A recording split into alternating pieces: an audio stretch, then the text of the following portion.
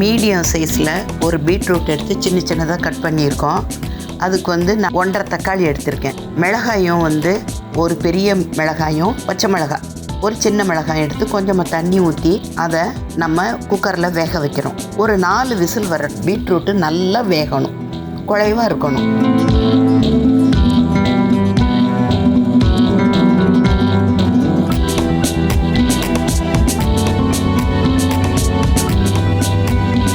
Pressure இறங்கின உடனே அதை நம்ம எடுத்து ஆற வைக்கணும். இப்போ ப்ரெஷர் இறங்கிருச்சு.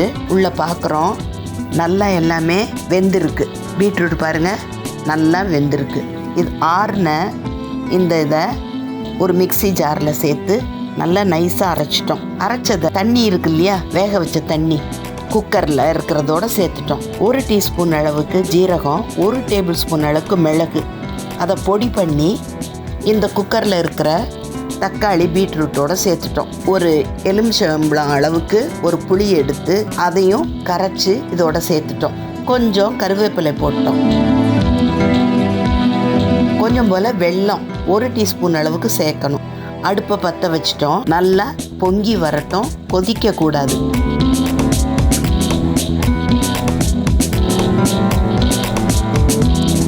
பொங்கி வரும்போது சுத்தம் பண்ண கொத்தமல்லியை சேர்த்தாச்சு.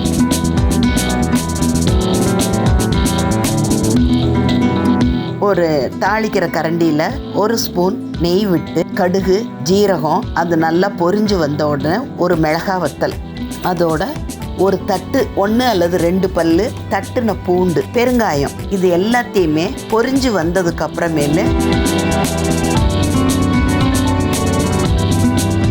நம்ம இறக்கி வச்சிருக்க ரசத்தில் சேர்த்துட்டோம். இப்போ ஆரோக்கியமான நல்ல டேஸ்டான பீட்ரூட் ரசம் ரெடி.